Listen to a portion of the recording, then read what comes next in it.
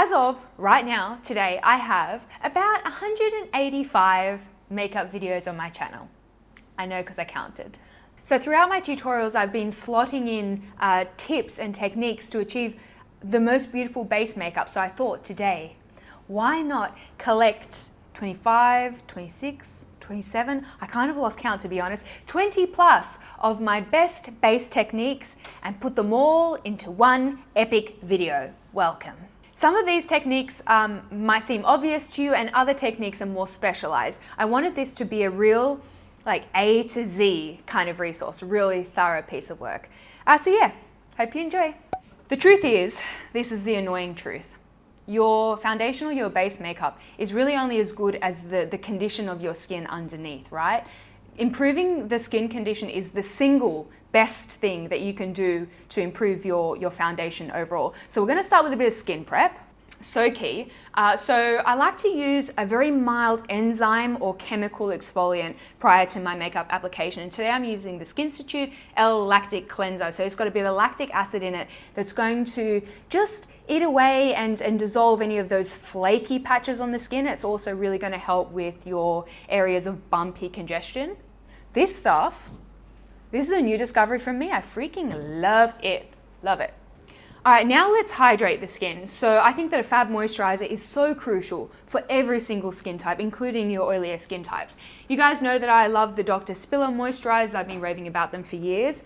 I'm testing the Dermalogica Calm Water Gel. This is the coolest consistency that I've ever come across. It comes out as a gel, right? Pre-standard gel. And then as you start to like rub the product on the skin, it like bursts into this watery, essence-y kind of product. Man, science is so cool.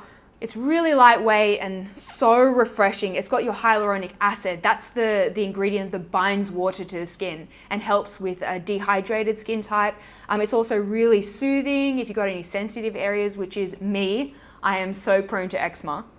This also has a little bit of a dimethicone in it.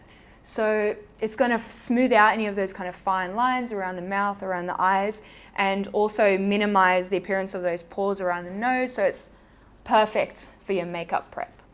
So I've just gone ahead here and finished off the majority of my eyeshadow, and I tend to do it in that sequence, right? I tend to do my eye makeup or the bulk of my eye makeup before I do my foundation and my base makeup, because that way if you get any like powder eyeshadow that falls onto the cheek, you can just quickly sweep it away. Also, when you're doing your wing liner, right, you want to like rest your finger on your face, and this way it doesn't ruin your base. Onto primer. Now, for years, I was not a big believer in primer, but I've come around now, right? I do think that they serve a purpose.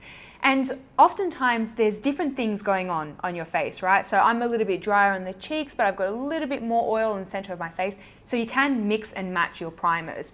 E.g., you could put a hydrating primer on your chin or around your mouth where you get a bit dry and flaky, but then you can put a mattifying primer on your nose where your foundation tends to slip and slide. And there's endless combinations like this, right? I feel as though that Calm Water Gel has really kind of quenched the dry areas of my face, but I would like a little bit of a pore minimizing situation going on my nose. So I'm going to use the Makeup Forever Smoothing Primer. This is a great smoothing, pore filling primer that doesn't have SPF. FYI. And I got a comment a little while ago that said, you clearly don't know what you're talking about because you haven't primed your whole face. But there's no rule that says you must prime your whole face. And there's no rule even that says you must use a primer at all. You know, if you feel as though your skincare is adequate, your face is primed. Okay, onto the foundation. So pick a foundation formula that suits both your skin type and your preference, right? There's no one size fits all. If you just want a little bit of like an inspiration, I did a video where I showcased 22 of my favorite fabulous foundation formulas. So if you want to watch that, I'm going to link it on the screen. Today I'm going to be using the Makeup Store Sculpt Excellence. I haven't used this in a video in a while. So when color matching for foundations, I typically swatch a little bit of this foundation on kind of the upper chest area, right? I don't match to the face because oftentimes the face has some surface redness that's not visible in other parts of the body. I don't match to the neck. because at least me, my neck is actually one of the palest parts of my body. And actually in other ethnicities, it can be the darkest part of the body. So I typically find that kind of the upper chest area is the most accurate match. Also really important if you kind of wear V-necks like I do. I reckon that foundation is just maybe like a hair too dark for me at this very moment where my skin tone is at. So I'm actually going to mix in a dot of a white foundation. Having a white foundation in my arsenal was like game changing for me. And one of my favorites is the Face Atelier Ultra Foundation Pro in 0-. This is a silicone based product, so it mixes well with most of my foundations. So I've mixed that up here, and you know, a lot of us have those summer foundation shades in our collection, but they're a little bit too deep for the rest of the year. And this way, with a white foundation, they can come back into frequent rotation. Another thing that I like to mix into my foundation is a lightweight oil. So this is gonna make your base look more glowy, but also if you have a drier skin type, you're gonna know what I'm talking about here. Sometimes as the day progresses, I almost feel like my skin is sucking the moisture out of my foundation, and it can start to look a little bit dry and kind of like cracked in areas. So mixing in a drop or two of oil is really going to help with that. I'm using here the Dermalogica Barrier Defense Booster, just like maybe 1 drop or 2.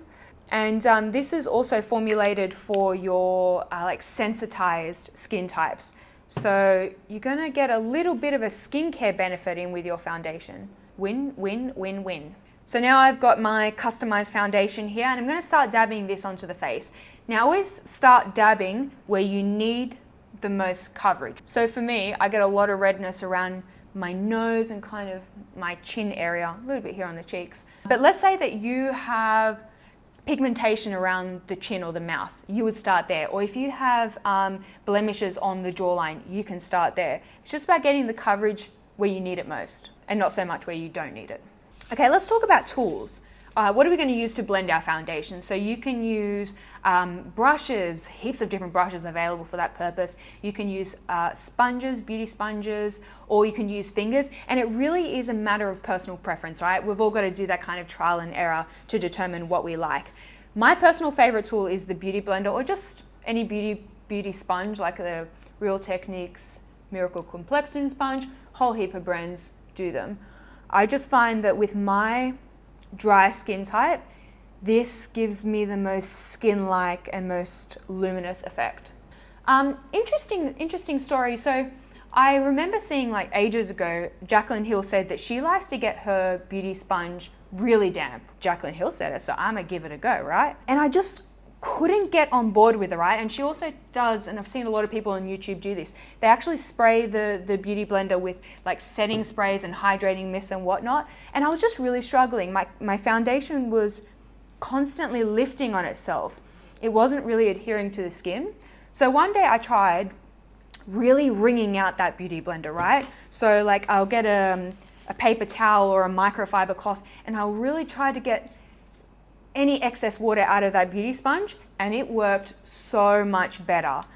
Like my foundation was actually building upon itself. I just thought I'd throw that out there, a little bit of anecdotal evidence. If your beauty blender is picking up your foundation as it's applying, try really squeezing out excess water. So if you find that sometimes foundation can kind of get caught up in your peach fuzz and make you look like a little bit furry perhaps, I find that using a slight downward motion really helps to lay those peach fuzzies flat so that they're not as obvious. Alternatively, you could do what I do. I shave my face. I'm not going to go into heaps of detail about this because I have done a really thorough video all about it. I'll link it on the screen. But yeah, shaving my face improved my base threefold. In fact, I should probably do it this evening. I'm looking a little bit fuzzy. Many of us have areas on our face where foundation just refuses to adhere, right? And for me, that's the very tip of my nose. Doesn't matter, I've tried every primer and every hack out there, but foundation just doesn't want to adhere to the end of my damn nose. I'm constantly a Rudolph. So the best technique that I've found is to take a little bit of that foundation on your finger, very lightly press it over that area, and then just leave it for a minute, right? Let it set somewhat. So go ahead and do your brows or get yourself a cup of tea or whatever. And then once it's had a moment to set, I'm just going to lightly tap out those edges. It's really a matter of actually letting the foundation kind of really lock down so that it doesn't brush away when you try to blend it. I feel like that was the most inarticulate tip ever. Hopefully you know what I'm talking about. Let's talk about some color correcting, shall we? I think that the color correcting craze has moments where it's a bit bonkers. I love color correcting and I think it can be a really useful tool, but maybe we should ask ourselves, like, do we need a green and an orange and a purple and a blue and a yellow color corrector all at once? Like, maybe not, yeah?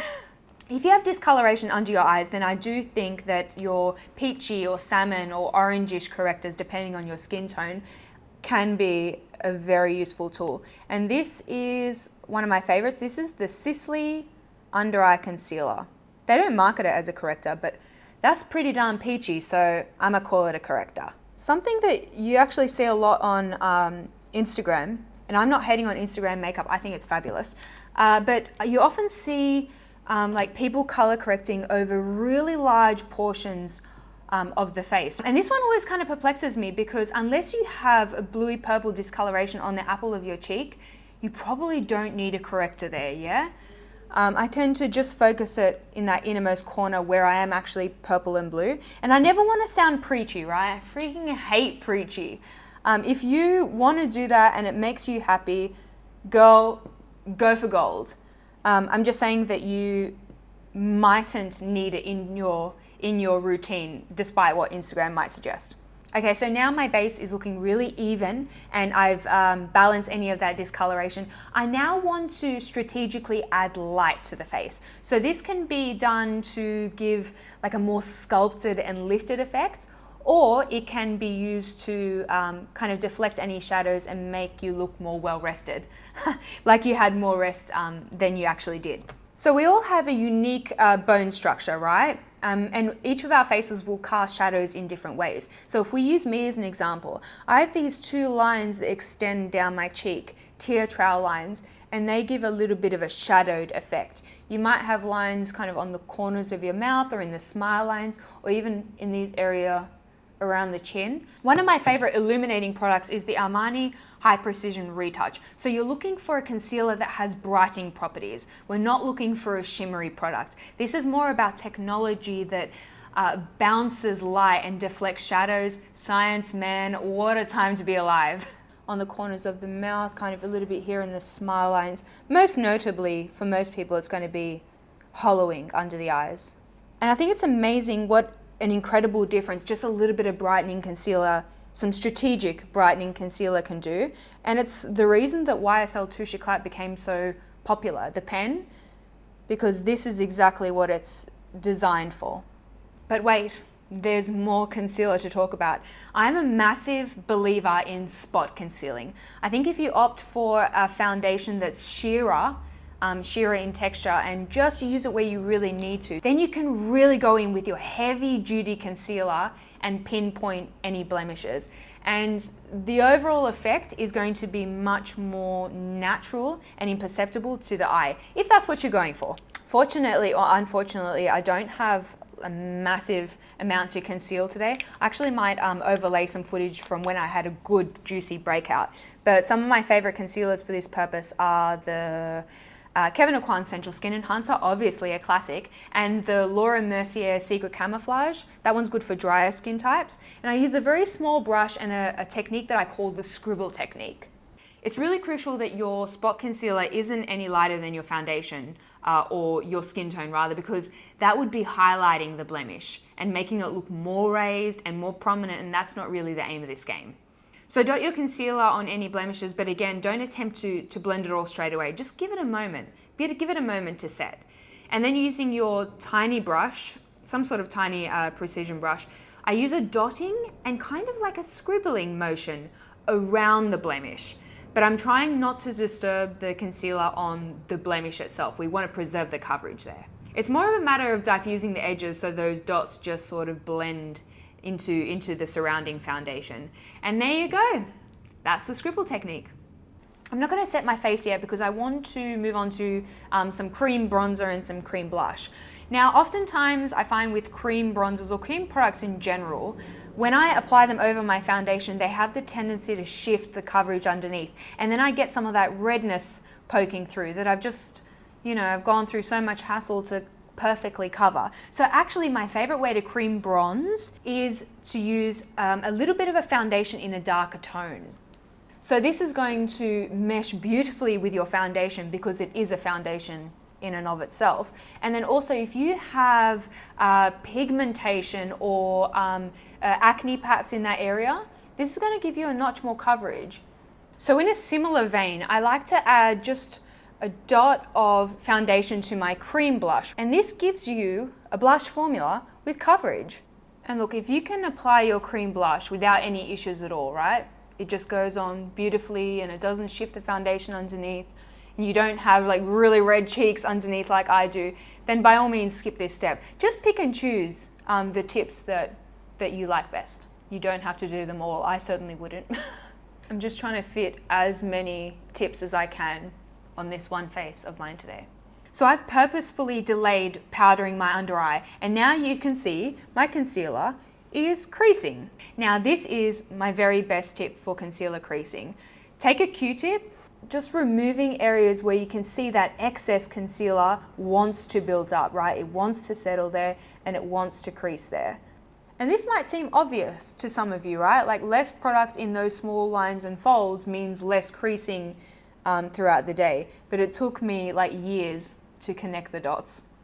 I want to quickly touch on low-key baking. Karima's low-key baking, some of you might be familiar with it.